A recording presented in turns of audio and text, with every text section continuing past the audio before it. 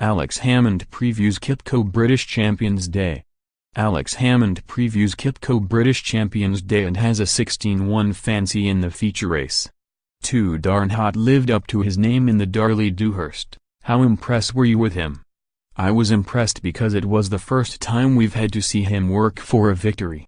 Once he got into the final furlong he really started to stretch and won comfortably in the end, with showman Frankie Dettori acknowledging the crowd in the closing stages. The John Gosden-trained colt is now Sky Bet's 13/8 favorite for next year's QIPCO 2000 Guineas and 4-1 market leader for the Investec Derby, and whilst that is fully justified, he's short enough amongst what appears to be a very strong crop of 2-year-old colts.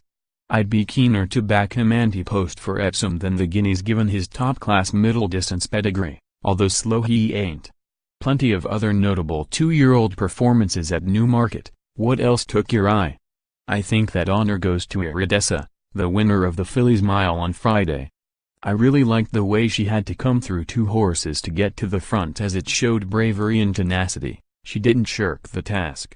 Joseph O'Brien is proving to be a remarkable trainer in his own right, and it's incredible she went off a 14-1 shot given that he holds this filly in such high regard. She has a stout pedigree, being by a Derby winner and ruler of the world out of an unraced dam that is related to horses that stay well. She's a 16-1 co-favorite with Sky Bet for the Investec Oaks. Confirmation Enable heads to the Breeders' Cup. How excited are you by the prospect? I think it's great news. To be fair, she has hardly had a busy season, with injury curtailing her campaign until that reappearance at Kempton in September. John Gosden said in the aftermath of her Arc win that she was only 85% fit, so she'll have come on for her Paris Longchamp win. Incredible to think that she is capable of winning such a prestigious race when not at her absolute best, so it makes the 4-7 price about her winning the Breeders' Cup Turf understandable, but not attractive. With a horse like her though, it's not about the betting, it's about the privilege of being lucky enough to be around during her career. Like Frankel, we will all be able to say in years to come, that she was one of the best we have ever seen.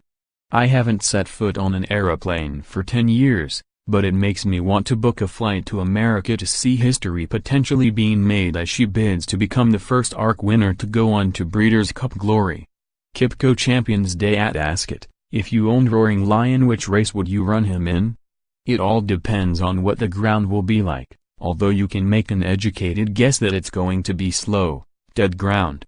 At the time of writing, Wednesday, the ground is a mixture of soft, heavy, and with a dry forecast it won't deteriorate. Like the rest of the country, they had plenty of rain at Ascot on Sunday, and what will happen is that the ground won't dry out significantly due to heavy overnight dews at this time of year, and it will be reasonably gluey. The good news is that the forecast is decent for Saturday, so it should be a lovely day. If I was John Gosden, I'd be keen to separate the duo. However, they are owned by 2 different people who will each possibly want to run in the QIPCO Champion Stakes. Cracksman will enjoy the ground and defends his crown in the feature race, for which he is 10-11 favorite with Sky Bet. Roaring Lion is 11/2 third favorite for the 10 furlong Antist. The latter hasn't run over the mile trip that he would face in the Queen Elizabeth II Stakes since his 5th place in the QIPCO 2000 Guineas. I'm not sure really soft ground will suit him as much as Cracksman, as he moves very well, and that could be more of a problem than the trip. It's tough, isn't it? I reckon with Cracksman in the Champion Stakes, I'd run in the Kai and hope that he handles the ground. It will turn it into more of a stamina test, and that will help him. He's 11/4 favorite for the race with Sky Bet.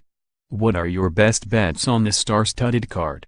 Crikey, where to start? John Gosden could have a very good day, couldn't he, as not only does he have the 2 aforementioned protagonists, but also Stradivarius and the Long Distance Cup. I'm not convinced about him on soft ground though, and he will have to be vastly superior to the rest if he's to gain his first win on the surface. He was 3rd in this race last year, but he has improved since then. I won't be lumping on at 10-11 though, and will wait to see what Aidan O'Brien declares. I really like the Tin Man and hope he can win the Champions Sprint. He's 11/4 favorite to finish his season with a flourish, having won the Sprint Cup at Haydock under new jockey Oisin Murphy last time out. John Gosden has the chance of another winner in the fillies and mares as he is strongly represented with Coronet and Street Ledger runner-up Lottie Dar. I think it may be worth taking a chance on Pilaster though at the prices. Roger Variant's filly is 10-1 with Sky Bet and was possibly a bit unlucky not to win the Park Hill at Doncaster's Street Ledger meeting, as the race wasn't run to suit. She's lightly raced and hopefully improving, which she needs to be in such hot company. I'm watching to see where Williams Haggis runs at. He is in both the QIPCO and Champion Stakes and I'll have £1 each way on him in whichever race he turns up in. He's a horse I've followed all season and was disappointed that he didn't run at Paris Longchamp earlier this month. The ground at Ascot will be ideal and I guess the QIPCO over mile is the most obvious destination for which he's 6-1, but I wouldn't be afraid to run in the Champion Stakes over an extra couple of furlongs just in case the headgear doesn't light Cracksman up in that one. I wouldn't be afraid of one horse, especially after Cracksman's effort in the Prince of Wales's Stakes, when a laboured second, and Adib is a cracking price at 16-1 for the QIPCO British Champions Day feature.